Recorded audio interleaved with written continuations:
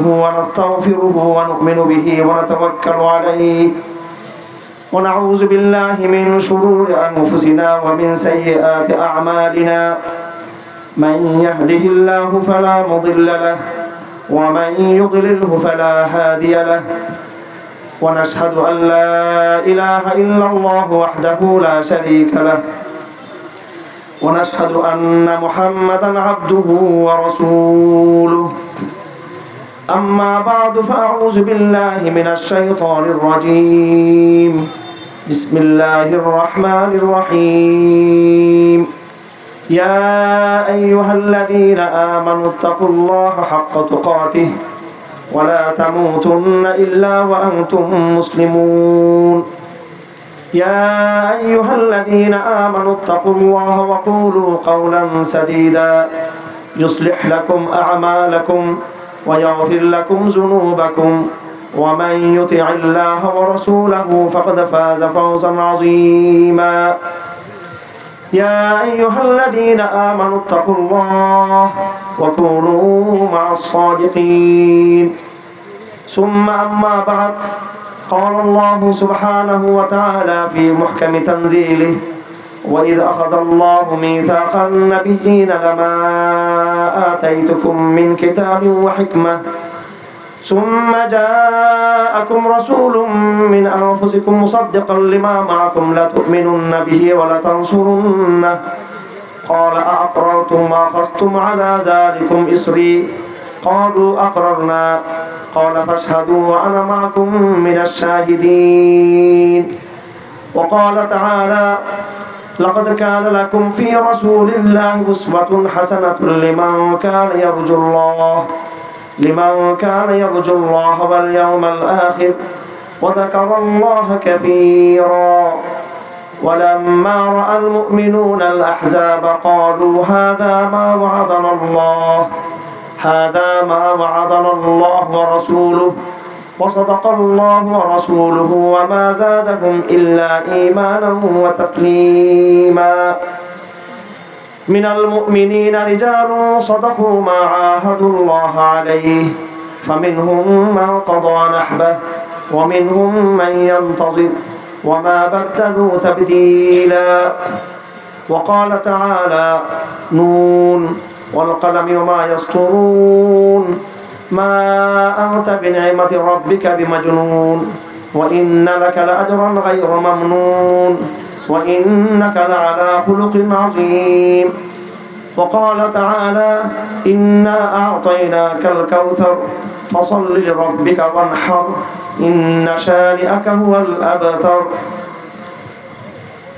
وعن جابر بن عبد الله رضي الله تعالى عنه قال قال رسول الله صلى الله عليه وسلم أعطيت خمسا لم يعطهن أحد قبلي من الأنبياء نصرت بالرعب مسيرة شهر وجعلت لي الأرض كلها مسجدا وطهورا وأحلت لي المغانم وبعثت إلى الناس كافة وأوتيت الشفاعة وعن أنس رضي الله تعالى عنه قال قال رسول الله صلى الله عليه وسلم ثلاث من كن فيه وجد بهن حلاوة الإيمان من كان الله ورسوله أحب إليه مما سواهما وأن يحب عبدا لا يحبه إلا لله ورسوله وأن يكره أن يعود إلى الكفر كما يكره أن يلقى في النار وعن معاوية ابن أبي سفيان رضي الله تعالى عنه قال سمعت النبي صلى الله عليه وسلم يقول من يرد الله به خيرا يفقهه في الدين وإنما أنا قاسم والله يعطي ولن تزال هذه الأمة قائمة على أمر الله لا يضرهم من خذلهم حتى يأتي أمر الله وعن ثوبان مولى رسول الله صلى الله عليه وسلم قال قال رسول الله صلى الله عليه وسلم يوشك الأمم أن تداعى عليكم تداعى الأكلة إلى قصعتها قالوا ومن قلة نحن يومئذ يا رسول الله قال لا بل أنتم كثير ولكنكم غثاء كغثاء السيل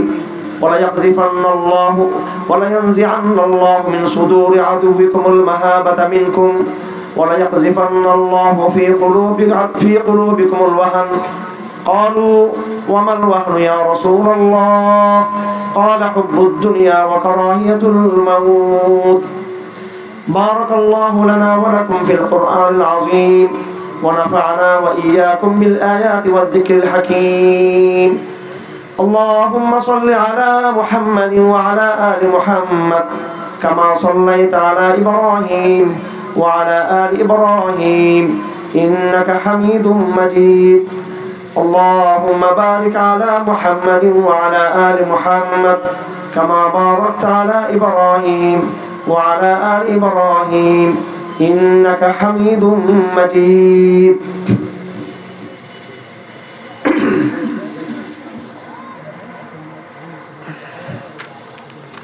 আল্লাহ পাক সুবহানাহু ওয়া তাআলার শুকরিয়া এবং প্রশংসা সবার আগে সবকিছুর আগে। আল্লাহর প্রশংসা এটা আমাদের গৌরবের বিষয়, এটা আমাদের কর্তব্য এবং আমাদের দায়িত্ব। মুশরিক জাতির সাথে আমাদের পার্থক্য এই জায়গায় যে আমরা আল্লাহকে চিনতে পেরেছি এবং তার প্রতি আমরা কৃতজ্ঞ। আর এই কৃতজ্ঞতা শুধু আমাদের বিশ্বাস নয়, আমরা আল্লাহর ওয়াহদানিয়তের স্বীকৃতি এবং তার কাছে আমরা যে আবদ্ধ, এই কথাটুকু আমরা সারা দুনিয়াতে আমরা প্রচার করতে চাই এবং এই আদর্শকে আমরা বিজয় করতে চাই। আজকে আমরা এখানে বসেছি শুধু আল্লাহর পরিচয়ে শুধু আমরা একত্রিত হয়েছি একটি প্যান্ডেলে, সেটা নয়, বরং আল্লাহর এই পরিচয়কে জমিনের বুকে বিজয় করার স্বপ্নে আজকে আমরা এখানে সবাই বসেছি ইনশাআল্লাহ আজিজ। আলহামদুলিল্লাহ, এখানে যারা আজকে এই সম্মেলন আয়োজন করেছেন, সম্মেলনের নামে তাদের আদর্শ এবং চিন্তার পরিচয় বহন করে আজমতে রিসালত সম্মেলন। আমি আশা করি যদি আয়োজকদের মধ্যে ইখলাস থাকে, নিষ্ঠা থাকে, আমি আশা করি আল্লাহর রহমত থেকে ফেরেশতারা আমাদেরকে বেষ্টিত করে রাখবেন ইনশাআল্লাহ আজিজ। এবং মহানবী সাল্লাল্লাহু আলাইহি সাল্লামের শিরোনাম এবং উনওয়ানের মাধ্যমে যে কোনো বস্তুর পরিচয় পাওয়া যায়।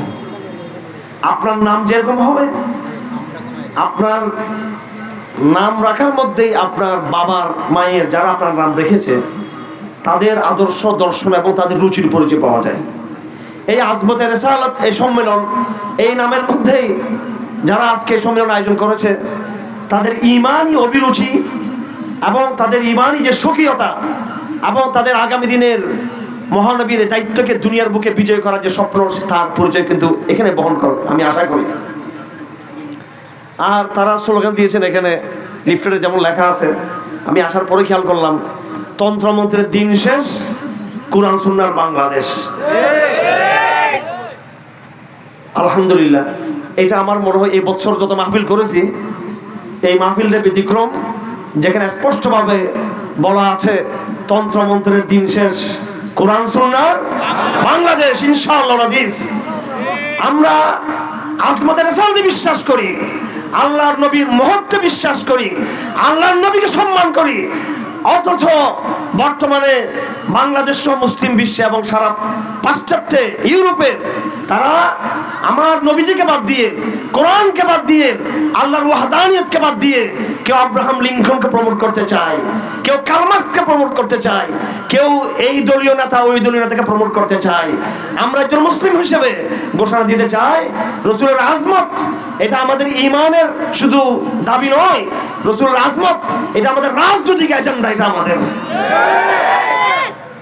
আন্তর্জাতিক এজেন্ডা। আমাদের এটা শুধু গরিব মানুষের গরিব বিশ্বাস নয়, যারা মনে করে যে ইসলাম রাজনীতিতে, সমাজনীতিতে অর্থ এবং সংবিধানে আন্তর্জাতিক সম্পর্কের ক্ষেত্রে ইসলামের কোনো ভূমিকা নেই। ইসলাম শুধু ব্যক্তিগত ধর্ম চর্চার জন্য সেটা নয়। আজমতে রসুল মানে হলো কিয়ামত পর্যন্তের জন্য আমাদের নবীজির আগে এবং পরে মানব জাতিতে যত রাজা বাদশার আগমন ঘটেছে, যত নবীর আগমন ঘটেছে, সবার মহান নেতা ছিলেন মুহাম্মদ রাসূলুল্লাহ সাল্লাল্লাহু আলাইহি ওয়াসাল্লাম। এই কথা শুধু কোরআনের দাবি নয়, শুধু মুসলমান হিসেবে আমাদের দাবি নয়। কারণ যারা এখানে শিক্ষিত ভাইরা আছেন সংশয়বাদী, বেশিরভাগ এই পাশ্চাত্যের আধুনিক শিক্ষার কারণে আমাদের দেশে একটা শ্রেণী গড়ে উঠেছে, তারা আমাদের সমাজের লোক, আপনার আমার ভাই ব্রাদার বোনেরা। আজকে প্রায় ব্রিটিশ যাওয়ার পর থেকে 100 বছরের কাছাকাছি এই প্রজন্ম গড়ে উঠছে। ব্রিটিশ থাকা অবস্থাকালীন এই প্রজন্ম গড়ে উঠছে। এই ব্রিটিশের শিক্ষা নিয়ে বিজ্ঞানের নামে এবং ইতিহাসের নামে, দর্শনের নামে, আধুনিক শিক্ষার কারণে একটা জাতি তৈরি হয়েছে আমাদের ভিতরেই, একটা প্রজন্ম তৈরি হয়েছে। এরা হলো মানসিক রোগী প্রজন্ম। মানে কখনো ইসলাম ভালো লাগে, আবার কখনো পাশ্চাত্যকে ভালো লাগে, কথা ঠিক কিনা? এরা হলো সংশয়বাদী। এই সংশয়বাদটা হলো নেফাকের একটা জায়গা।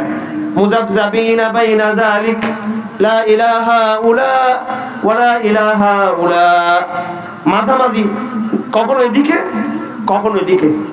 রাসূল বলেন মাসালুল মুনাফিকি কাশাতিল আয়রা, মুনাফিকের মিসাল হলো ছাগলের মতো। ছাগল বকরির রেওয়াট, এক সময় পালের একবার এদিকে চলে, আর এক সময় সে আরেক দিকে চলে, তার কোনো স্থায়ী কোনো পথ নেই। আমাদের মুসলমানদের মধ্যে বর্তমান আধুনিক শিক্ষা ব্যবস্থার যে সংকট তৈরি হয়েছে, এটা শুধু গত বছর শিক্ষা সিলেবাসে, এর আগের বছর বা এই সরকার আমলে সেটা না। এটা আসলে এর আগে যারা ছিল সরকারে, এর আগে যারা ছিল, এবং বাংলাদেশ স্বাধীন হওয়ার আগে পাকিস্তান আমলের শিক্ষা ব্যবস্থা আমরা দেখেছি, এবং পাকিস্তান সৃষ্টির আগে ব্রিটিশ আমলে এক প্যাটার্নে, এক কাঠামোতে আমাদের এই শিক্ষা ব্যবস্থা চলে আসছে। এই শিক্ষা ব্যবস্থার দ্বারা যেটা হয়েছে সেটা হলো, একজন মিশরের বুদ্ধিজীবী, উনি আমাদের পরিচিত, আব্দুস সালাম আল বাসিউনি, বহুত বড় একজন সাংবাদিক এবং বুদ্ধিজীবী। মিশর সরকারের দমন নিপীড়নের শিকার হয়ে তিনি কাতারে চলে আসছেন। আপনারা জানেন কাতারের বাদশাহ তামিম বিন হামাদ বিন খলিফা আজকে সম্ভবত বাংলাদেশে এসেছে। কাতার তুলনামূলক মুসলিম দেশের মধ্যে উদারবাদী একটা রাষ্ট্র, মোটামুটি। সবগুলো কিন্তু ভিন্ন লাইনে, এগুলো থেকে ভালো কিছু আমরা আশা করি না, তবে মন্দের ভালো কিছুটা। একটা দিক হলো কাতারের ব্যাপকভাবে যে সমস্ত ওলামায়ে কেরাম মুসলিম দেশগুলো স্বাধীন হওয়ার পরে কমিউনিস্টদের অত্যাচারে এবং লিবারেলদের অত্যাচারে যারা নির্যাতিত হয়েছে, তার মধ্যে সবচেয়ে বেশি ইসলামী আন্দোলনের ওলামায়ে কেরাম বেশি নির্যাতিত হয়েছে কয়েকটি দেশে। তার মধ্যে অন্যতম দেশ হলো মিশর। ব্যাপকভাবে ওলামায়ে কেরামকে জেলে দেওয়া হয়েছে, ফাঁসি দেওয়া হয়েছে, মেরে ফেলা হয়েছে, গুপ্ত হত্যা করা হয়েছে। শহীদ হাসান বান্নাকে গুপ্ত হত্যার মাধ্যমে মেরে ফেলা হয়েছে। আর সৈয়দ কুতুবকে তাকে মৃত্যুদণ্ড কার্যকর করা হয়েছে জেলখানার মধ্যে। আর তার ভাই মোহাম্মদ কুতুব, তাকে মিশর থেকে বের করে দেওয়া হয়েছে। এইভাবে সালাফি ধারার, ইখওয়ান মুসলিমিনের ধারার, বিভিন্ন ধারার অসংখ্য ওলামায়ে কেরাম তারা নির্যাতনের শিকার হয়েছেন, এবং তাদের একটা বড় একটা অংশ তারা এই কাতারে চলে আসছেন। কাতারে বড় বড় স্কলাররা, ওলামায়ে কেরাম কাতারে আসার কারণে আপনার কাতারের পরিবেশটা কিছুটা ভালো। এটা মূলত কাতারে যারা রাজবংশের লোক, ওদের কল্যাণে নয়, ওলামায়ে কেরামদের কল্যাণে। বাংলাদেশে আমরা বলি কারা নির্যাত ওলামায়ে কেরাম, এটা একটা ব্রান্ড হয়ে গেছে এখন। আর এটার দ্বারা আমাদের মধ্যে কিছু অহংকার তৈরি হয়েছে আমাদের মধ্যে, আল্লাহ মাফ করুক আমাদের সবাইকে। আমি মনে করি যারা কারা নির্যাত হয়েছেন, এদের কাছ থেকে জাতি ভিন্ন কিছু আশা করে। 6 মাস ছিলেন, 2 বছর ছিলেন, 3 বছর ছিলেন, 5 বছর ছিলেন। ভাই বলেছে আমি 2.5 বছর ছিলাম, আমি 2.5 বছর প্লাস 2.5 বছর 5 বছর ছিলাম কারাগারে। এর আগেও ছিলাম, 3 বার ঢুকছি কারাগারে। তো মানুষ অনেক কিছু আশা করে। নির্যাতন নিপীড়ন হলে এখানে লস নেই, ক্ষতি নেই, লাভ আছে। কথা ঠিক না বেঠিক? হ্যাঁ, তবে হাদিসে মানা আছে যে পরীক্ষা চাওয়া নাই, লা ইউশাদ্দাদ দীনা আহাদুন ইল্লা কাদ গালাবাহু। ইসলাম নিয়ে বাড়াবাড়ি নেই। হ্যাঁ, আমি যুদ্ধ করব, আমি লড়াই করব, অতি উৎসাহ ইসলাম পছন্দ করে না। ইসলাম হলো আমি মুসিবত চাই না, যুদ্ধ আমি চাই না, পরীক্ষা আমি চাই না। পরীক্ষা আসলে অবশ্যই আমি ছাড় দিব না, আমি তার মোকাবেলা করবো ইনশাআল্লাহ। এটা হচ্ছে ইসলাম। হাদিস শরীফে আছে, আজাবান লিল মুসলিম আমরুহু কুল্লুহু খাইর। মুসলমানের বিষয়টা সব আজীব, ভালো, সবটা মঙ্গল আর মঙ্গল। ইন আসাবাতহু যাররা সাবারা ওয়া ইন আসাবাতহু সাররা শাকারা। মুসলমানের কোনো লস নেই, কোনো ক্ষতি নেই। মুসলমান যদি নিয়ামত পায় আল্লাহ শুকরিয়া আদায় করবে, আর মুসলমান যদি কষ্ট পায় তখন সে সবর করবে, ধৈর্য ধারণ করবে। আল্লাহ পাক কারাগারে যে সমস্ত আমাদের মুজাহিদিন ভাইরা আছে, ওলামায়ে কেরাম আছেন, বাংলাদেশ, সৌদি আরব, পাকিস্তান, হিন্দুস্তান, চীন এবং অন্যান্য বিশ্বসহ যেখানে মুসলমানরা নির্যাতিত আছে, আল্লাহ পাক তাদের সকলকে কারাগার থেকে মুক্ত করুন আল্লাহ পাক সুবহানাহু ওয়া তাআলা। অত্যন্ত দুঃখের সাথে বলতে হচ্ছে, অত্যন্ত দুঃখ এবং বেদনার সাথে বলতে হচ্ছে, মুসলিম বিশ্বে যেই পরিমাণ মুসলমান কারাগারে নির্যাতিত, মুসলিম বিশ্বে, আমি আবারও বলছি মুসলিম বিশ্বে, যেমন ধরুন পাকিস্তান, যেমন ধরুন সৌদি আরব বা অন্যান্য রাষ্ট্রগুলো, মুসলিম দেশে যেই পরিমাণ মুসলিম ওলামায়ে কেরাম, মুজাহিদিন, দায়ীরা কারাগারে নির্যাতিত, সেই পরিমাণ মুসলমান অমুসলিম দেশেও নির্যাতিত হন। কিছু কিছু অমুসলিম দেশ সেখানে ব্যাপকভাবে মুসলমান নির্যাতিত, যেমন চীনে এমন এমন এলাকা আছে পুরো শহর জেলখানা। জানেন আপনারা? হ্যাঁ, উইগুর পুরো জেলখানা, পুরো শহর আপনার এই প্রিজন, পুরো শহর একবার পুরো একদম পুরো এলাকা, কল্পনা করতে পারবেন না। এইভাবে আমাদের পার্শ্ববর্তী রাষ্ট্র আরাকানের বহু মুসলমানকে মেরে ফেলা হয়েছে, 10 লক্ষ মানুষকে বিতাড়িত করা হয়েছে। আর কি পরিমাণ মুসলমান তাদের কারাগারে নির্যাতিত মায়ানমারের রাজধানীতে, কল্পনা করতে পারবেন না আপনারা। কিন্তু তার চেয়ে বড় আশ্চর্য হলো, এইসব কয়েকটা দেশ বাদ দিলে, পার্শ্ববর্তী আরো রাষ্ট্র আছে, এগুলো বাদ দিলে আপনি এমন এমন মুসলিম দেশ আছে, হাজার হাজার মুসলমান ওলামায়ে কেরাম, মুজাহিদ কারাগারে নির্যাতিত। আপনারা সকলে নাম শুনেছেন, শেখ সালমান বিন ফাহাদ আল আউদা, সৌদি আরবের সবচেয়ে বড় আলেম। আফসোসের বিষয়, আমরা চিনি শেখ সুদাইসকে। উনি তো, আমি যেমন স্পিকারে বয়ান করতেছি, আমার স্পিকার তো হচ্ছে লোহার, পিতলের। উনি যে স্পিকার খুতবা দিয়ে হচ্ছে স্বর্ণের। কিসের? স্বর্ণের। সৌদি আরবে স্বর্ণের স্পিকারকে বয়ান করতেছে। আর তার চেয়ে বড় আলেম সুদাইসের ওস্তাদ, ওস্তাদের ওস্তাদ কোথায়? কোথায় তারা? জেলখানায়। এই আজমতে সাহাবার কনফারেন্স থেকে আমরা বাংলাদেশ সরকার সহ মুসলিম বিশ্বকে, এবং আজকে যে কাতারের প্রেসিডেন্ট এসেছেন তার কাছ থেকে আমরা আশা করি যে বাংলাদেশ এবং কাতার যৌথভাবে মিলে ফিলিস্তিনের যে সমস্ত আল্লাহ দ্বীনের শারদুল সৈনিক মুজাহিদিনরা এবং উলামায়ে কেরাম ইসরায়েলের কারাগারে বর্বর জীবন যাপন করতেছে, এই মুসলিম বিশ্বের 2 শাসকের দায়িত্ব হলো আগামীকাল পরশুতে তারা যে ঘোষণা দিবেন, সেই ঘোষণাতে তারা অবশ্যই তেল আবিব এবং ইসরায়েলের শহরগুলোতে আমাদের যে সমস্ত মুসলমান মা এবং বোনেরা এবং আমাদের যে সমস্ত পুরুষেরা, ওলামায়ে কেরাম, মহিলা এবং পুরুষ যারা বন্দী আছেন, আমি আশা করব এই কাতারের প্রভাবশালী নেতার কাছ থেকে এবং তার পাশাপাশি আমাদের দেশে যারা দায়িত্বে আছেন সরকারে, তারা যৌথ ঘোষণার মাধ্যমে তারা দাবি দিবেন এই ইসরায়েলের কারাগার থেকে যেন আমাদের সমস্ত মুসলমান মা বোন এবং যারা পুরুষ রয়েছেন তাদেরকে যেন ছেড়ে দেওয়া হয়। আপনারা একমত কিনা এটার সাথে? আপনারা আজকে একটা গুরুত্বপূর্ণ সন্ধিক্ষণে এটা অনুষ্ঠান হতে যাচ্ছে। মুসলিম বিশ্বের একজন গুরুত্বপূর্ণ শাসক আমাদের দেশে এসেছেন।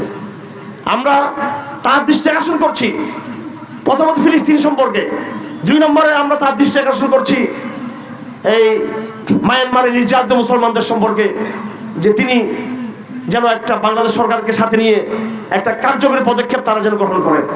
আমি এই কথা এই জন্য বলছি, যদি পাকিস্তান রাষ্ট্রের প্রধানমন্ত্রী বা প্রেসিডেন্ট আসলে আমি এই কথা বলতাম না, বা মিশরের রাষ্ট্রপ্রধান আসলে আমি বলতাম না, এমনকি সৌদি আরবের আসলেও বলতাম না। হয়তো আমি জানি, আপনারাও জানেন, যারা শিক্ষিত ভাইরা আছেন, কাতার বর্তমান মুসলিম বিশ্বের অর্থনৈতিক পরাশক্তি।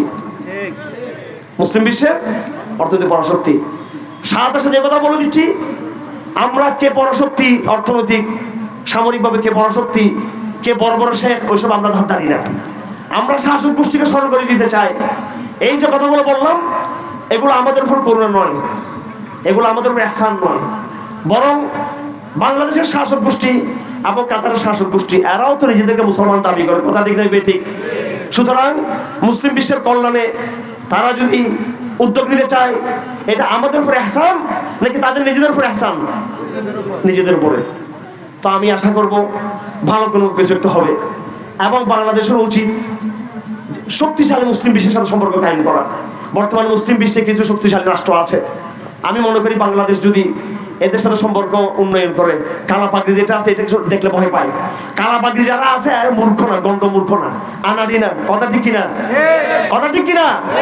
এরা তোমাদের চেয়ে স্মার্ট, তোমাদের চেয়ে আরো চতুর, তোমাদের চেয়ে আরো শিক্ষিত এরা। না হলে পৃথিবীর একটা পরাশক্তিকে তারা কখনো পরাজিত করতে পারতো না। তোমরা 50টা মুসলিম বিশ্ব মিলে আমেরিকার পা চাটতেছ, আর এই হুজুররা আমেরিকাকে পা চাড়িয়েছে তাদের পায়ের তলে। তাদেরকে তোমরা বলো খেত, ব্যাকডেটেড, অশিক্ষিত, মূর্খ, এই কথা বলো। আজকে প্রমাণ হয়ে গেছে, যাদেরকে তোমরা হুজুর বলেছিলে, মোল্লা বলেছিলে, আজ সে মোল্লাতন্ত্রের বিজয় হয়েছে। এবং সেই বিজয় শুধু সামরিক বিজয় নয়, তাদের প্রজ্ঞার বিজয় হয়েছে, তাদের শিক্ষার বিজয় হয়েছে, তাদের কূটনৈতিক মুরাদের বিজয় হয়েছে তাদের, কথা ঠিক কিনা? সুতরাং বাংলাদেশে যারা মিস্টার আসো, এই যে যারা আছো বাংলাদেশে, যারা নিজেদেরকে খুব অনেক ভাবো, তারাও ওখান থেকে শিখার চেষ্টা করো কিভাবে নিজেদের সক্রিয়তা বজায় রেখে নিজেদের বিজয়কে ছিনিয়ে আনা যায়, কিভাবে পরাশক্তিগুলোকে নিজের পায়ের তলে অবরোধ করা যায়। এজন্য মুসলিম বিশ্বের দুইজন শাসক এখন বাংলাদেশে আছে, আমাদের দেশ এবং কাতারের দেশের। এটা বাংলাদেশের জন্য একটা সুবর্ণ সুযোগ, কথা ঠিক কিনা? এজন্য আমরা পরামর্শ দিতে চাই, আমাদেরকে তো সন্দেহ করে সবাই যে আবেগী, কি বলে? আবেগী। আমাদের নিজেদের লোকরা বলে আবেগী। আমাদেরকে যারা আবেগী বলে তারা নিজেরা আবেগী, কারণ আমাদের বিবেক বুদ্ধি আছে আলহামদুলিল্লাহ, আল্লাহর রহমতে। আমরা চিন্তা করি, আপনাদের কি বিশ্বাস আছে? চাপাবাজি না ভাই, চাপাবাজি ছাড়া বলতেছি। পাগড়ি তো দেখছেন আপনারা, ঠিক আছে, পাগড়ি বললাম, রাষ্ট্র চালাইতে পারবো যে, আমি নিজের কথা বলতেছি আলহামদুলিল্লাহ, আল্লাহর ভরসা করে। হ্যাঁ, এটা বিশ্বাস আছে না আপনাদের? আপনাদের শিক্ষামন্ত্রী নফল ভাই আমাদের চট্টগ্রামের একসাথে, আমরা এরা পারিবারিকভাবে চট্টগ্রামে, আল্লাহ আমাকে অহংকার থেকে রক্ষা করুক। আমি কোনো কথা এখানে পারিবারিক পরিচয় দেওয়ার জন্য আসি নাই, ওনারা সবাই চিনে আমাদের পারিবারিক পরিচয়, আমার দাদাদের পরিচয়। তো অহংকার করে লাভ নাই। আমাদের নবীজিকে যখন হুনাইনের যুদ্ধে মুশরিকরা আক্রমণ করলো, তায়েফে যাওয়ার পথে হুনাইনের যুদ্ধের সময় তীর ধনুক দিয়ে আক্রমণ করলো, সাহাবায়ে কেরাম প্রথমেই পরাজিত হয়ে গেছিলেন, কথা ঠিক কিনা? আমার রাসূল একাই মতামতে ঠিক ছিলেন, ডাক দিয়েছেন আনান নবিয়্যুল কাযিব, আনান নবিয়্যুল কাযিব, আনা ইবনু আব্দুল মুত্তালিব। আমার ভাইয়েরা, হে বাঙালি মুসলমান, হে ওলামায়ে কেরাম, আপনাদের পা ধরে একটা কথা অনুরোধ করতে চাই, আপনারা কখনো হীনমন্যতার শিকার হবেন না, কখনো ইনফাইট কমপ্লেক্সের শিকার হবেন না, নিজেকে ছোট মনে করবেন না। সত্যিকার এই আজমতে নবী, আজমতে আম্বিয়া যে কনফারেন্স, সত্যিকার যদি নবীর প্রতি মহব্বত থাকে, নবীর প্রতি আজমত থাকে, নবীর ইজ্জতের প্রতি যে সম্মান থাকে, নবীকে যদি মহান যদি মনে করে থাকেন, নবীকে যদি বড় মনে করে থাকেন, অবশ্যই গৌরব করবেন যে আমরা এমন এক নবীর উম্মত, আমরা এমন এক নবীর আমরা সৈনিক, যেই নবী দুনিয়াতে বিজয়ের মিশন নিয়ে এসেছিল, কথা ঠিক কিনা? এজন্য হীনমন্যতা খ্রিস্টানদেরকে মানায়, হীনমন্যতা ইহুদিদেরকে মানায়, হীনমন্যতা হিন্দুদেরকে মানায়, হীনমন্যতা বৌদ্ধদেরকে মানায়, হীনমন্যতা নাস্তিকদেরকে মানায়, হীনমন্যতা ইহুদিদেরকে মানায়, হীনমন্যতা মুসলমানদেরকে মানায় না। আমরা আজমত নবী, এটা শুধু আমাদের শিরোনাম নয়, বড় এটা আমাদের স্বপ্ন, এটা আমাদের অঙ্গীকার, এটা আমাদের আগামীদের এজেন্ডা ইনশাআল্লাহ আজিজ। এই নবীর আজমতকে, এই নবীর ইজ্জতকে আমরা ইনশাআল্লাহ শুধু বাংলাদেশ নয়, পৃথিবীর বুকে আমরা প্রতিষ্ঠা করে ছাড়বো ইনশাআল্লাহ আজিজ। এই সবটা আমরা দেখতে পারবো তো ইনশাআল্লাহ আজিজ। আমার ভাইরা, তো আমি যেটা বলছিলাম, একজন বুদ্ধিজীবী মিশর থেকে এসেছিলেন, তিনি কাতারে নির্বাসিত ছিলেন। তিনি বলেছিলেন এই শিক্ষা ব্যবস্থা সম্পর্কে যে বর্তমান আধুনিক জাহেলিয়াতের শিক্ষা ব্যবস্থা আপনাকে পুরোপুরি নাস্তিক ডাইরেক্ট কাফের বানিয়ে দিবে না। কি বানিয়ে দিবে? নাস্তিক ডাইরেক্ট কাফের বানাবে না। বেশিরভাগ লোককে কি বানিয়ে দিবে? বর্তমান শিক্ষা ব্যবস্থা সংশয়বাদী বানিয়ে দিবে। সংশয়বাদ হচ্ছে প্রথম স্টেজ, প্রথম ধাপ। দ্বিতীয় ধাপে আপনার নাস্তিক তৈরি হবে। একজন মানুষ প্রথমে কিন্তু নাস্তিক হয় না। ভালো করে কথা শুনবেন। আমাদের দেশে নাস্তিকদের উৎপাত বেড়ে গেছে। বাড়তে বাড়তে বাড়তে বাড়তে এমন পর্যায়ে চলে গিয়েছিল 2013 সালে তারা মনে করেছিল বাংলাদেশ নাস্তিকদের বাংলাদেশ। হ্যাঁ, সবুজ বাংলাদেশ, নাস্তিকের বাংলাদেশ। সামনে তারা কোনো প্রতিরোধ দেখে নেই। তারা মনে করেছিল না বাংলাদেশটা নাস্তিকদের বাংলাদেশ। আলহামদুলিল্লাহ, নাস্তিকরা যখন নাকি তাদের জানান দিল, শাহবাগ প্রতিষ্ঠা করলো এবং সমস্ত উলামায়ে কেরাম ভীত সন্ত্রস্ত হয়ে গেলেন। দিন দিন তাদের স্রোত বাড়তেছিল, তাদের প্রভাব বিস্তার হচ্ছিল। বাংলাদেশের সমস্ত মিডিয়া তাদের পক্ষে চলে গিয়েছিল। আপনাদেরকে মনে আছে? সকল বুদ্ধিজীবী তাদের পক্ষে অবস্থান করেছিল। রাষ্ট্র প্রথমে তাদের পক্ষে নিরপেক্ষ ছিল, পরে রাষ্ট্র তাদের পক্ষে চলে গেল। বাংলাদেশের গোয়েন্দা সংস্থাগুলো তাদের পক্ষে চলে গেল।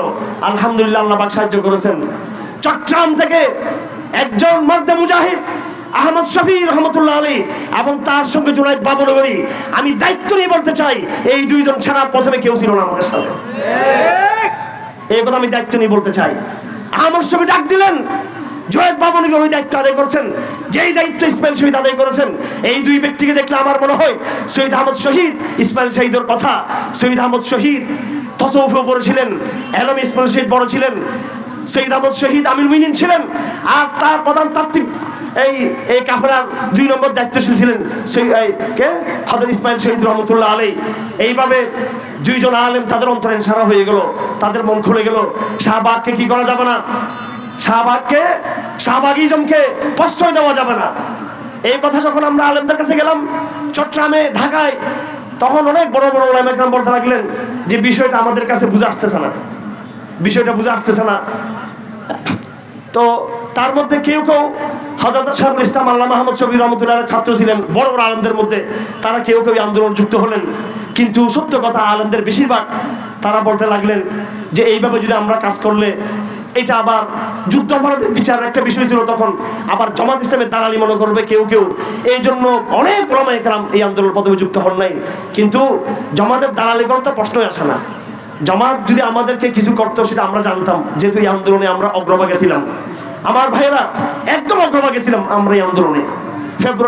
ফেব্রুয়ারিতে যখন শাহবাগের যখন প্রতিষ্ঠা হয়, তখন আমরা আহমদ শফির দরবারে গেলাম, জুনায়েদ বাবনগরী সাহেবের কাছে গেলাম। আমরা হেফাজতের চট্টগ্রামের মাত্র 3-4 জন যুবক তরুণ, 5-6 জন হইলাম আমরা একসাথে। এরপরে ধাপে ধাপে আমরা কর্মসূচি হাতে নিলাম। আমার ভাইয়েরা, এই নাস্তিকরা যারা শাহবাগে এসেছিল, এই শাহবাগ প্রতিষ্ঠা যখন হয় তার আগে তারা অনলাইনে ধর্মকারী, মুক্তমনা, সামহারিন অসংখ্য ব্লগ তারা তৈরি করে। আমরা তখন ঘুমিয়েছিলাম। বাংলাদেশে তখন ইন্টারনেটের রাস্তাতে জোয়ার শুরু হইতেছিল। নাউজুবিল্লাহ, যেই জিনিস আমেরিকা সাহস পায় নাই, ভারত সাহস পায় নাই, ব্রিটেন সাহস পায় নাই, এটা বলতে লজ্জা লাগতেছে। আমাদের নবীজির আম্মা আয়েশার নাউজুবিল্লাহ আস্তাগফিরুল্লাহ উলঙ্গ ছবি ওদের হোয়াটসঅ্যাপে। তখন 2012 সালে ইউনিসেফ অফ মুসলিম আমেরিকার একটা চলচ্চিত্র প্রকাশ হয়েছিল। সমস্ত উলামায়ে কেরাম তার বিরুদ্ধে নামলেন এবং লালদিঘিতে আহমদ শফি রহমতুল্লাহ আলাইহি ডাক দিলেন। সম্ভবত সেটা সেপ্টেম্বর অক্টোবর মাস ছিল। বৃষ্টি পড়তেছিল। বৃষ্টিতে আমাদের স্টেজ পুরো ভেঙে গিয়েছিল, একদম পানি পড়ে অজর ধারায় বৃষ্টিতে। আমি দেখেছি আহমদ শফি রহমতুল্লাহকে যখন নিয়ে যাচ্ছিলাম আমাদের বাসা থেকে, তাকে আমরা মোবাইলে এই ময়দানের অবস্থা সম্পর্কে জানালাম যে হুজুর, লাখ লাখ ছাত্র মাঠে আসছে, প্রচুর বৃষ্টি হচ্ছে, এখন তারা আপনার পক্ষে আছে। তখন হুজুর নারে তাকবীর স্লোগান শুনে আমাদের বাসায় তিনি কান্না করে দিলেন। আমরা বললাম যে বৃষ্টি হচ্ছে, এখন আপনি যাবেন, কি অবস্থা? হুজুর বললেন না, বৃষ্টি হোক, তিনি রওনা দিবেন। এই বৃষ্টি ভেজা আহমদ শফি রহমতুল্লাহ নিজে বৃষ্টি ভিজে ভিজে সে সমাবেশ করেছিলেন। রাসূলুল্লাহর বিরুদ্ধে যে চলচ্চিত্র আমেরিকাতে বের হয়েছিল, আমার ভাইয়েরা, ওই চলচ্চিত্রে ওই রকম বেয়াদবি করে নাই যে বেয়াদবিগুলো বাংলাদেশের শাহবাগী নাস্তিকরা আমার নবীজির সাথে করেছিল। আমার ভাইয়েরা, অন্তর্বুক ফেটে যায়। এমন এক সেঞ্চুরি মুহূর্ত পর্যন্ত আমাদের প্রথমে কষ্ট হয়েছিল ওলামায়ে কেরাম ঐক্যবদ্ধ করতে। এই জন্য আপনি যখন ডাক দিবেন প্রথমে আমি সবাইকে পাবেন না, আপনি হকের উপর ইস্তেকামত থাকবেন। হাদিস শরীফ আছে, সুফিয়ান বলেন, এটা সুফিয়ান ইবনে ওই হযরত সুফিয়ান বলতে মুয়াবিয়ার আব্বা, উনি নয়, উনি হলেন আরেক সুফিয়ান। তিনি রওয়ায়াত করেন যে রাসূলুল্লাহ থেকে বলেন, ইয়া রাসূলুল্লাহ, আপনি আমাকে ছোট্ট একটা কথা বলেন, এমন কথা যে সম্পর্কে আমি আপনার পরে আর কেউকে যেন জিজ্ঞেস করতে না হয়। রাসূলুল্লাহ বলেন, কুল আমানতু বিল্লাহ সুম্মা ইসতাকিম, তুমি বলো আমানতু বিল্লাহ, এরপর তুমি ইস্তেকামত থাকো।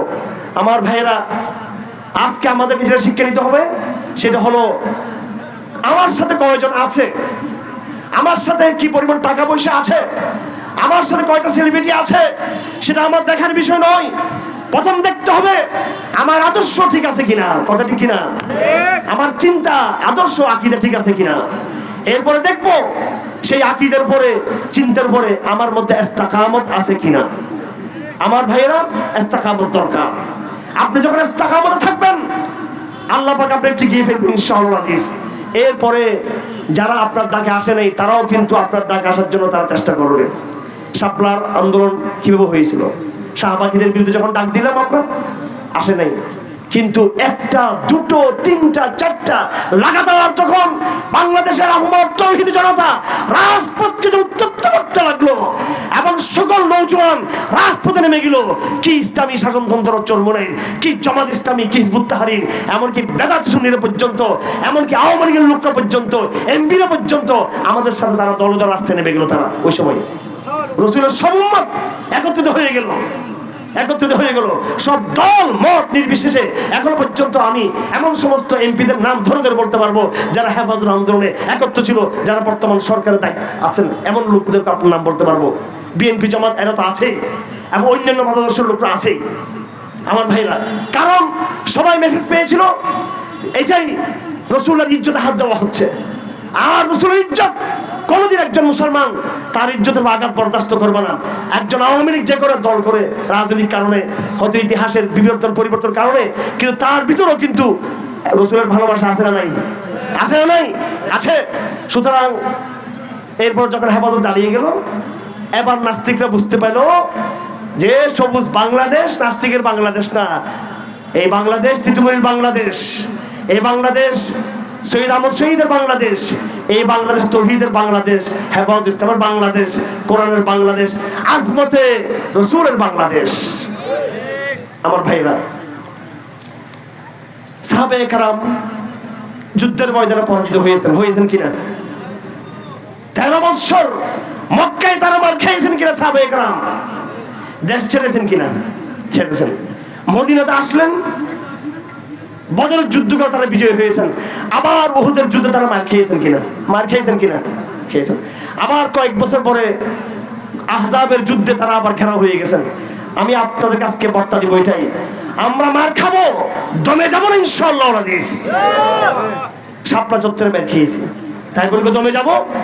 তবে আমাদের বার্তা ক্লিয়ার থাকতে হবে, বুঝতে আমাদের নিজেদেরকে নিজেদের কাজ বুঝতে হবে। রাজনীতি আগে নাকি সমাজনীতি আগে? আগে সমাজ ঠিক করবো নাকি রাষ্ট্র ঠিক করবো আগে? বলেন না। আমি একেবারে সরকারকে চাপ দিয়ে চমৎকার ভাবে একটা ইসলামিক সিলেবাস তৈরি করে দিলাম। কি করে দিলাম? Islamic syllabus. সেখানে মুফতি কাবায়দুল্লাহ সাহেবের তালিমুল ইসলাম, আশরাফ আলী থানভী সাহেবের হায়াতুল মুসলিমিন, হ্যাঁ, মনজুর নোমানী কিতাব দিলাম। আরো পরে গিয়ে মুফতি শফি রহমতুল্লাহ আলের মাল কোরআনের বিশেষ চ্যাপ্টার সেখানে আমরা দিয়ে দিলাম, সিলেবাস করলাম। সৈয়দ কুতুবের মাইলস্টোন আমরা সিলেবাস করে দিলাম। মোহাম্মদ কুতুবের বিংশ শতাব্দীর জাহিলিয়াত আমরা সিলেবাস করলাম, পুরোটা করে দিলাম। আমার ভাইরা রাষ্ট্র ধরেন মেনে নিল, কিন্তু যে কলেজ ভার্সিটির প্রজন্ম ছেলে মেয়েরা এই ইসলামিক সিলেবাস তারা মানবে? তার মানে আমাদের ক্রাইসিস, আমাদের সমস্যা শুধু রাষ্ট্রের মধ্যে নয়, রাষ্ট্রের দায়িত্বশীলদের মধ্যে না। আপনাকে সবাই দেখেছিলেন, আমি শিক্ষামন্ত্রীর সাথে বৈঠক করছিলাম, দেখছেন তো? একটা বৈঠক করছি। এরপরে উচ্চ পর্যায়ে ওনার সাথে আনুষ্ঠানিক কোনো বৈঠক হয়েছে কিনা জানি না, তবে অনানুষ্ঠানিকভাবে তিনি ওলামাদের সাথে আরো বসছেন। বিভাগের অফিসে তিনি নিজে গিয়েছেন। আমরা একজন গেলে নাস্তিকরা আল্লাহর দুশমনরা 10 জন যায় তার কাছে। কয়জন? 10 জন। কথা বুঝেন নাই মনে? হ্যাঁ, এই যে গিয়ে গিয়ে মন্ত্রীর মাথা নষ্ট করতেছে, এরা কি গোয়েন্দা সংস্থার লোক? এরা কি পুলিশ? এরা কি আপনার বিজিবি? এরা কি আর্মি? এরা কি সব কি আওয়ামী লীগের দলীয় কেনা? এরা কারা? এনজিও। কথা ঠিক না বেঠিক? আর এনজিও কয়টা আছে বাংলাদেশে? এরা কারা? মিডিয়ার লোক। এরা কারা? বুদ্ধিজীবী। সুতরাং আমার ভাইয়েরা, প্রথমে যে কাজটা করতে হবে সেটা হলো, মিশরের একজন বড় আলেম আমাদের দেশে এসেছিলেন 30 বছর আগে। তিনি আমাদেরকে সেমিনারে বুঝিয়েছেন যে বর্তমান সময়ের ক্রাইসিস তোমাকে বর্তমান জাহেলিয়াতের শিক্ষা ব্যবস্থা ডাইরেক্ট কাফের বানিয়ে দিবে না, সংশয়বাদী বানিয়ে দিবে। বাংলাদেশে বর্তমানে আধুনিক শিক্ষিতদের বিশাল একটা সংশয়বাদী গোষ্ঠী তৈরি হয়েছে। প্রথমে সংশয়বাদ তৈরি হয়, মনে মনে সন্দেহ আসে, এরপরে তারপর ওখান থেকে আরেকটু আপডেট হয়ে হুমায়ুন আজাদ তৈরি হয়, শাহরিয়ার কবির তৈরি হয়, জাফর ইকবাল তৈরি হয়, তসলিমা নাসরিন তৈরি হয়। কথা ঠিক কিনা? আগে তৈরি হয় সংশয়বাদী। কি তৈরি হয়? হ্যাঁ, এগুলো হচ্ছে কারখানা, এগুলো কারখানা, এখানে তৈরি হয় সংশয়বাদ। এই মোবাইলটা চূড়ান্ত রূপ আমি দেখতেছি, তার আগে কিন্তু সেটা কিন্তু ভিন্ন রূপ ছিল, পার্টস ছিল ভিন্ন ভিন্ন। এই সংশয়বাদ হচ্ছে পার্টস, এটা আস্তে আস্তে যুক্ত হয়ে এক একটা নাস্তিক কিন্তু আমাদের দেশে তৈরি হয়। এই জন্য চিকিৎসা গোড়াতে করতে হবে, আমাদের শিক্ষা ব্যবস্থার গোড়ায় ধরতে হবে। আর এই শিক্ষা ব্যবস্থা সরকার মাথাটা নষ্ট করতেছে, তাদেরকে চিহ্নিত করতে হবে সব নাস্তিকদেরকে। দেখেন ফরিদপুরে 2টা ভাইকে মেরে ফেললো। এটা নিয়ে আমি 2টা জিনিস করতে চাই না। প্রথমত হিন্দু মুসলমান দাঙ্গা বাজানো, এটা আমি ওই সমস্ত ইত্যাদি ফিত্রামি আমরা করি না। আমরা বর্তমান আন্তর্জাতিক যে বড় বড় ইসলামবিধি শক্তি আছে, বড় বড় শক্তি, এগুলোর সাথে আমাদের বোঝাপড়া। বাংলাদেশের এই সমস্ত মিসকিন গরিব হিন্দুদেরকে আমরা পাত্তা দরকার আছে আমাদের? আচ্ছা, তো এটা নিয়ে আমরা কোনো সাম্প্রদায়িক আলোচনা যেতে চাই না, অথবা এটার সাথে এটাকে নিয়ে রাজনৈতিকভাবে কোনো ফায়দা ওঠা সেটাও চাই না। কিন্তু বাস্তবতা হলো মিডিয়ার অবস্থা, যদি আজকে 2 জন মুসলমানের জায়গায় যদি 2 জন হিন্দু ভাই যদি মারা যেত, আজকে সমগ্র বাংলাদেশে মানব বন্ধন, এই বন্ধন সেই বন্ধন, মিডিয়ার লাগাতার হুঙ্কারে আমরা কেউ টিকতে পারতাম না। আজকে কথা ঠিক কিনা? এমনকি আজকের মাহফিলটা বন্ধ হয়ে যেত। ফরিদপুরে 2টা হিন্দু মারা গেছে, মাহফিল করা যাবার বন্ধ হইতো কিনা? এই হচ্ছে অবস্থা। কাদের কারণে?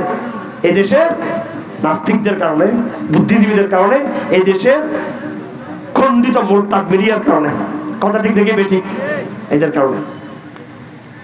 আমরা কোথায় গিয়ে কি করি? আমরা যা করি প্রকাশ্য করি। কোনো গোপন কিছু আছে আমাদের? কোনো গোপন কিছু আছে নাকি? হেফাজতের আমির আল্লামা মুহিবুল্লাহ বাবুনগরী, উনি কি গোপন জঙ্গি সংগঠনের নেতা নাকি তিনি? এই দেশে যা হবে, যা কিছু হবে, একজনকে আমির মনে করতে হবে। বস আমাদেরটা হয়ে গেছে জঙ্গিবাদী বায়াত হয়ে গেছে আমাদেরটা। আর মানুষ মেরে পিটে ফেললো, সেটা ভুলে হয়েছে, সেটা মিস্টেক হয়েছে। সেটা আল্লাহ পাক আমাদের সবাইকে এই চক্রান্তগুলো বুঝার এবং সেই মোকাবেলা করার তৌফিক দান করুন। আমার ভাইয়েরা, আপনারা এখানে যারা আসছেন, আজমতে এই রেসালত, আজমতে রেসালত, এটা নিয়ে আপনারা এখানে আসছেন। আজমতে রেসালত এটাকে আমরা কিভাবে মূল্যায়ন করব? আজমতে রেসালতের জন্য সবচেয়ে বড় কিতাব হচ্ছে কোরআন শরীফ। কথা ঠিক না বেঠিক? আউযু বিল্লাহি মিনাশ শাইতানির রাজীম, বিসমিল্লাহির রহমানির রহিম, নুন ওয়াল কলমি ওয়া মা ইয়াসতুরুন, মা আনতা বিনি'মাতি রাব্বিকা বিমাজনুন, ওয়া ইন্না লাকা লাআজরান গায়রা মামনুন, ওয়া ইন্নাকা লাআলা খুলুকিন আযীম। কে বলতেছে এগুলো? কার কথা? আজমতে সাহাবার ঘোষণা কে দিচ্ছে? আল্লাহ। কার ঘোষণা? আমাদের নবীর আজমতের ঘোষণা আল্লাহ ঘোষণা দিচ্ছেন। শুধু কি এখানে? শুধু কি এখানে? ওয়া মিনাল লাইল ফাতাহাজ্জাত বিহি নাফিলাতাল লাক আসা আন ইয়াবআসাকা রাব্বুকা মাকামান মাহমুদা, আসা আন ইয়াবআসাকা রাব্বুকা মাকামান মাহমুদা। আযান পরে আমরা কি বলি? আযানের দোয়া কি? اللهم رب هذه الدعوة التامة والصلاة القائمة آت محمدا الوسيلة والفضيلة والدرجة الرفيعة وابعثه مقاما মাহমুদানিল্লাযী ওয়া'আদতা। আমার ভাইয়েরা, আজ আমার সাথে ওয়াদা করেন, আজ থেকে প্রত্যেকটা আযানের পরে দরুদ শরীফ পড়ে আপনারা আযানের জবাব দিবেন ইনশাআল্লাহ। দিবেন তো? কোন আযান যেন বাদ না যায়। কানে আযান পড়বে, আযানের জবাব দিবেন, আর আযান শেষে দরুদ শরীফ পড়ে আল্লাহুম্মা রাব্বা হাযিহি দাওয়াতিত তাম্মা মন ভরে মুহাব্বতের সাথে এই রাসূলের আজমতে সাহাবারে দোয়া করবেন। ইনশাআল্লাহ আজিজ রাসূলের সাথে আপনার কানেকশন হয়ে যাবে ইনশাআল্লাহ। আমাদের রাসূল ইন্নাকা মাইয়িতুন ওয়া ইন্নাহুম মাইয়িতুন, তুমিও মারা গিয়েছো, তারাও মারা যাবে, কিন্তু রাসূলের মৃত্যু আমাদের মৃত্যু কি এক? এক নাকি? বলেন, এক নাকি? আমাদের মৃত্যু আর রাসূলের মৃত্যু এক নয়। বরং যারা সাধারণ মানুষ, আপনারও মৃত্যুর পরে কিন্তু একটা ফিলিংস থাকবে রুহানি জগতে। আবার হাদিস শরীফে আছে যে মৃত ব্যক্তি কবর যারা শুয়ে আছে, পাশ দিয়ে যারা হেঁটে যায়, ইয়াসমাউনা কারআনি আলিহিম, পায়ের যে যাত্রা সেটাও কিন্তু তারা শুনতে পায়। ওই সামান্য ফিলিংস আপনার মধ্যেও আছে। আর নবীজি মারা গেল, ইন্তেকাল করলো, নবীজিকে আল্লাহ পাক সুবহানাহু ওয়া তাআলা এটাকে আমরা আক্ষরিক অর্থে মৃত্যু বলি। কি অর্থে? আক্ষরিক অর্থে কোরআন শরীফে আছে, কিন্তু নবীর আক্ষরিক অর্থে মৃত্যু এটা আমাদের মৃত্যুর মতো নয়। বরং রাসূলুল্লাহ সাল্লাল্লাহু আলাইহি ওয়াসাল্লামের ব্যাপারে হাদিস শরীফে আছে যে নবীদের জিসিমকে কে খেতে পারে না? মানে খেতে পারে। এবং অনেক হাদিস আছে যেটার দ্বারাই নবীদের এই মৃত্যুর মধ্যেও যে একটা জীবন আছে নবীদের, সেটা বোঝা যায়। এবং রাসূলুল্লাহর দরবারে সপ্তাহে কমপক্ষে একবার এই উম্মতের সমস্ত আমলের হিসাব নিকাশ তার কাছে যায়। আমার ভাইয়েরা, দরুদ শরীফ যত বেশি পড়বো তত আপনার সাথে রাসূলের কানেকশন হবে। কেন দরকার এই কানেকশন? কেন? যেহেতু আপনি দাওয়াতের মিশনে আছেন। এই দাওয়াতের মিশনে থাকতে হলে রাসূলুল্লাহ সাল্লাল্লাহু আলাইহি ওয়াসাল্লাম রুহানি তাওয়াজ্জুহ দরকার আছে আপনার সাথে। আছে না নাই? দরকার আছে। এই জন্য আমরা এটাকে মনে রাখার চেষ্টা করব। আমরা কত সূরা পড়ি নামাজের মধ্যে? ওয়াদ-দুহা ওয়াল-লাইলি ইযা সাজা মা ওয়াদ্দাকা রাব্বুকা ওয়া মা ক্বালা ওয়ালাল আখিরাতু খায়রুল লাকা মিনাল উলা ওয়ালা সাওফা ইউতিকা রাব্বুকা ফাতারদা। কার কথা এগুলো? আলাম ইয়াজিদকা ইয়াতীমান ফাআওয়া ওয়া ওয়াজাদাকা দাল্লান ফাহাদা ওয়া ওয়াজাদাকা আইলান ফাগনা ফাআম্মাল ইয়াতীমা ফালা তাকহার ওয়া আম্মাস সাইলা ফালা তানহার ওয়া আম্মা বিনি'মাতি রাব্বিকা ফাহাদ্দিস। পুরা সূরা কার সম্পর্কে? আমাদের নবী সম্পর্কে। আলাম নাশরাহ লাকা সাদরাক ওয়া ওয়াদা'না আনকা বিজরাক আল্লাযী আনকাযা যাহরাক ওয়া রাফা'না লাকা যিকরাক। সবাই বলেন দেখি, ওয়া রাফা'না লাকা যিকরাক ওয়া রাফা'না লাকা যিকরাক। আমি তোমার মর্যাদাকে, তোমার স্মরণকে, তোমার সম্মানকে আমি অনেক উঁচু করেছি আমি। আমার ভাইরা, এই সূরা আরাফের মধ্যে আল্লাহ পাক অনেক লম্বা আয়াত, জনগণ চলে যাচ্ছে, সবাই রাত হয়ে অনেক হয়ে গেছে, বেশি দীর্ঘায়িত করবো না। আমাদের দায়িত্ব কি? আল্লাহ পাক নবীর পরিচয় দিচ্ছেন, আল্লাযীনা ইয়াত্তাবিউনার রাসূলান নাবিয়্যাল উম্মি আল্লাযী ইয়াজিদুনাহু মাকতুবান ইনদাহুম ফিত তাওরাতি ওয়াল ইনজিল। এই তাওরাতে আমাদের নবীজির কথা আছে, শুধু কোরআন শরীফ নয়। এমন এক মহানবী যার কথা কোরআনে, যার কথা ইনজিলে, যার কথা জবুরে, যার কথা তাওরাত, জবুর, ইনজিল, কোরআন সবটাতে। এবং মজার কথা আপনাদেরকে বলি, ডক্টর জাকির নায়েক তো হিন্দুদের বেদ যা আছে সবকিছু দিয়ে প্রমাণ করেছেন আমাদের নবীজির নাম কোথায় কোন পৃষ্ঠায় আছে। হিন্দুদের বেদ এগুলো মোটামুটি পাওয়া যায়, কিন্তু বৌদ্ধদের ত্রিপিটক খুঁজে পাওয়া যায় না। আমি অনেক কষ্ট করে এক বৌদ্ধর সাথে খাতির করে এক বৌদ্ধ মন্দিরে গিয়ে ত্রিপিটক নিয়েছিলাম। আবার বলো যে আমার হুজুর কি হুজুর এটা?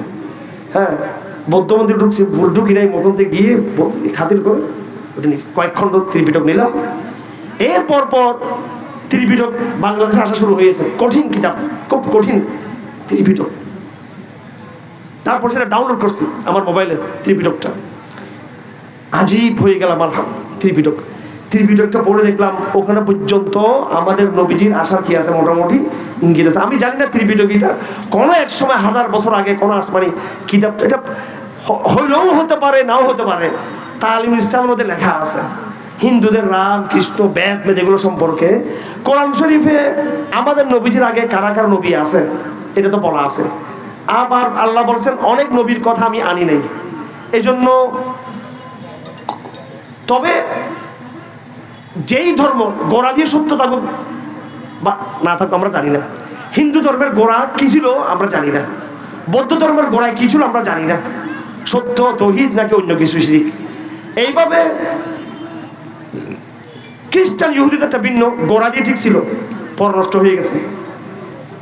যে অবস্থা হোক না কেন, প্রত্যেকটা ধর্ম চাই সেটা একসময় সত্য থাকুক বা মিথ্যা থাকুক, শেষে শেষে নষ্ট হয়ে গেছে।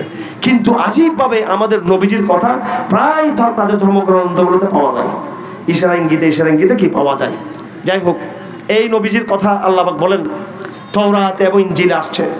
তার কাজ হলো 1 নম্বর আমর বিল মারুফ করা, 2 নম্বর নাহি আনিল মুনকার করা, 3 নম্বরে তাওরাতে অনেক কিছু হারাম করে দেওয়া হয়েছে সেগুলোকে তিনি হালাল করে দিবেন।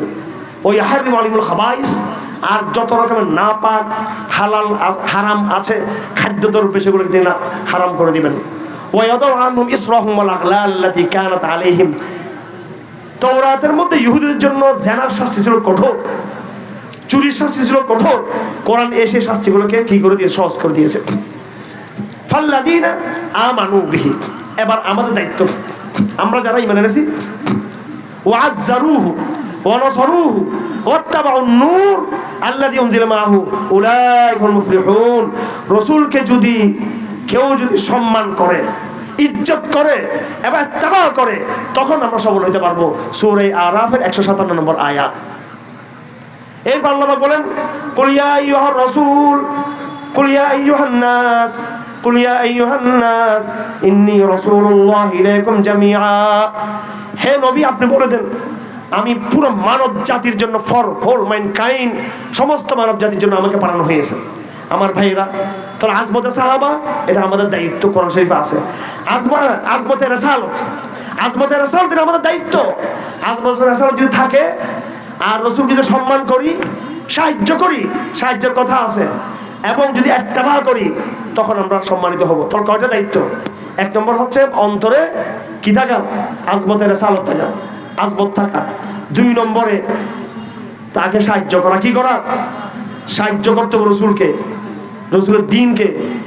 এরপর 3 নম্বরে কি, ওয়াত্তাবাউন নূর, রাসূল যে নূর এবং হেদায়েত নিয়ে আসছেন সেটাকে পরিপূর্ণ অনুসরণ করতে হবে। আমি সেটা না করে ইয়া হাবিব সালাম আলাইকা, জাস্ট জুলুস ঈদে মিলাদুন নবী করলে হবে? সেটা করলে শুধু হবে না, এটা করলে উলাইকুম মুফলিহুন, আল্লাহ বলেন তারা সফল। আমি শেষ কথা বলে দিচ্ছি আপনাদেরকে, আজমতে সাহাবার পরে হলো, আজমতে রাসালতের পরে হলো আজমতে সাহাবা। আপনি রাসূলকে ভালোবাসেন, এটা বুঝবো কোন সময়, যদি আপনি সাহাবাদেরকে ভালোবাসেন। এই একটা আয়াত শেষ করে দিচ্ছি, সূরাতুল আহজাবের মধ্যে আল্লাহ বলেন লাকাদ কানা লাকুম ফি রাসূলিল্লাহি উসওয়াতুন হাসানাহ লিমান কানা ইয়ারজুল্লাহা ওয়াল ইয়াওমাল আখির ওয়া যাকারাল্লাহা কাসীরা। গাজওয়া আহজাব, চতুর্দিকে দুশমনরা, কাফেররা মুসলমানদেরকে ঘেরাও করে ফেলেছে। চতুর্দিকে দুশমনরা, ইহুদি, বিশেষ করে মক্কা আরবের সমস্ত কবিরাগুলো ঐক্যবদ্ধ হয়ে গেল। এটাকে বলা হয় বহুজাতিক বাহিনীর যুদ্ধ, ঘেরাও করলো। ওই সময় মদিনাতে যারা ছিল নাগরিকরা, যারা মুনাফিক বেঈমান যারা ছিল, তারা ভয় পেয়ে গেল, তারা তলে তলে তলে তলে মুসলমানদের বিরুদ্ধে চক্রান্ত করতে লাগলো। এই সময় পরীক্ষা হয়ে গেল সত্যিকার রাসূলের প্রেমিক কারা। আহজাবের যুদ্ধের সময় আল্লাহ পাক তাদেরকে বলেন লাকাদ কানা লাকুম ফি রাসূলিল্লাহ। গজওয়াতুল আহজাবের লম্বা 2 পৃষ্ঠা আলোচনার পরে আল্লাহ পাক বলেন তোমাদের জন্য উত্তম আদর্শ হলো কে? রাসূল। এরপর আল্লাহ পাক সাহাবাদের কথা বলেন ওয়ালাম্মা রাআল মুমিনুনা আল আহজাবা قالوا هذا ما وعدنا الله ورسوله وصدق الله ورسوله وما زادهم إلا إيمانا وتسليما। আল্লাহ পাক সাহাবাদের কথা বলেন যে মুসলমানদের মধ্যে তারা, সাহাবাদের কথা বলছে এমন যে তারা এই বহুজাতিক বাহিনীর চক্রান্ত তারা দেখলো, এই অবস্থা দেখে তারা ভীত সন্ত্রস্ত হয়নি, বরং ওয়ামা যাদাহুম ইল্লা ঈমান ওয়া তাসলিমা। কাফেরদের চক্রান্ত দেখে তাদের অন্তর আরো বেড়ে গেল, ঈমানের নূর, ঈমানের শক্তি আরো বেড়ে গেছে তাদের, সুবহানাল্লাহ। এই জন্য সত্যিকার আশিক রাসূল হলো ওই ব্যক্তি, সংকট দেখে, মুসিবত দেখে, ইসলামের উপরে মুসিবত দুর্যোগ দেখে তার ঈমান আরো বৃদ্ধি পাবে। আল্লাহ পাক আমাদের ওইভাবে ঈমান বাড়িয়ে দেন। এরপর আল্লাহ পাক বলেন, সাহাবাদের কথা বলতেছেন মিনাল মুমিনিন রিজালুন সাদাকু মা আহাদুল্লাহ আলাইহি ফামিনহুম মান কাদা নাহবাহু ওয়া মিনহুম মান ইয়ানতাজির। আল্লাহ পাক বলেন যারা সাহাবী সত্যিকার রাসূলের ভালোবাসার প্রমাণ দিয়েছে তারা হলো সত্যবাদী। এই সত্যবাদীদের একটা দল শাহাদাত বরণ করেছে, আরেকটা দল শাহাদাত বরণ করে নাই, কিন্তু তারা শাহাদাতের তামান্না তারা রাখে। আমার ভাইয়েরা, আজ কঠিন এক জমানায় চলে আসছি আমরা। ইসলামের সাথে বেয়াদবি হচ্ছে আমাদের ঘরে ঘরে, কথা ঠিক কিনা? ইসলামের সাথে বেয়াদবি হচ্ছে, আমার রেসালতের সাথে, রেসালতের আজমত আজকে ক্ষুণ্ণ হচ্ছে আমার ঘরে, আমার পরিবারে, আমার সমাজে, আমার স্কুলে, আমার কলেজে, আমার অফিসে, আমার আদালতে, আমার আইনে, আমার সংবিধানে, আমার বাজারে ঘাটে আজমত রসুল নাই। সবকিছু আছে কিন্তু রসুল নাই, কথা ঠিক না বেটি? সবকিছু আছে কিন্তু রসুলের শিক্ষা নাই। আর ওই রসুলের সেই স্মৃতি বিজড়িত বাইতুল মুকাদ্দাস ইহুদিদের পায়ের তলে দমিত হচ্ছে, এবং হিন্দুস্তান সহ অনেক দেশে আজকে মসজিদগুলো নষ্ট করে দিয়ে সেখানে কুফরদের মন্দির তৈরি হয়েছে। এইভাবে সারা বিশ্বের সকল জাতিসংঘের humanity charter of the humanity ঘোষণা করে, হ্যাঁ, তারা মানবাধিকারের তথাকথিত ভুয়া ঘোষণাপত্র দিয়ে রসুলের শিক্ষাকে তারা আন্তর্জাতিক গ্লোবাল অর্ডারের মাধ্যমে তারা দাবিয়ে রাখার চেষ্টা করতেছে। সুতরাং আমার ব্যক্তি জীবন, পারিবারিক জীবন থেকে শুরু করে আন্তর্জাতিক অঙ্গন পর্যন্ত আমার নবুয়তের, আমার নবীজির আজমত আজকে চ্যালেঞ্জের মুখোমুখি। এই জায়গা থেকে উত্তরণ হতে হলে আমাদেরকে এমন এক কাফেলার মতো হতে হবে যে কাফেলার নাম ছিল সাহাবায়ে কেরাম, এবং যাদের কথা আল্লাহ পাক কোরআন নিয়ে আসছেন, এবং যাদেরকে আল্লাহ বলেছেন উলাইকা হিজবুল্লাহ, তারা হচ্ছে আল্লাহর দল, এবং তাদের সম্পর্কে বলেছেন তারা সত্যবাদী। এই শব্দগুলো আমাদের নবীজি আমাদের আল্লাহ পাক সুবহানাহু ওয়া তাআলা সাহাবায়ে কেরামদের সম্পর্কে বলেছেন। সুতরাং যদি আজমতে রিসালাত যদি আমরা আজকে যদি প্রতিষ্ঠা করতে চাই, আমাদের নিজেদেরকে আজকে সাহাবা বানানোর চরিত্রে আমাদেরকে আসতে হবে। আল্লাহ পাক সুবহানাহু ওয়া তাআলা আমাদের সকলকে এই জামানার সাহাবী হিসেবে কবুল করুন। ওয়া আখিরু দাওয়ানা আলহামদুলিল্লাহি রাব্বিল আলামিন ওয়া সাল্লাল্লাহু তাআলা আলা খায়রিল খালকি মুহাম্মদ ওয়া আলিহি ওয়া সাহবিহি আজমাইন। সুবহানাল্লাহি ওয়া বিহামদিহি আশহাদু আল্লা ইলাহা ইল্লা আনতা আস্তাগফিরুকা ওয়া আতুবু ইলাইক।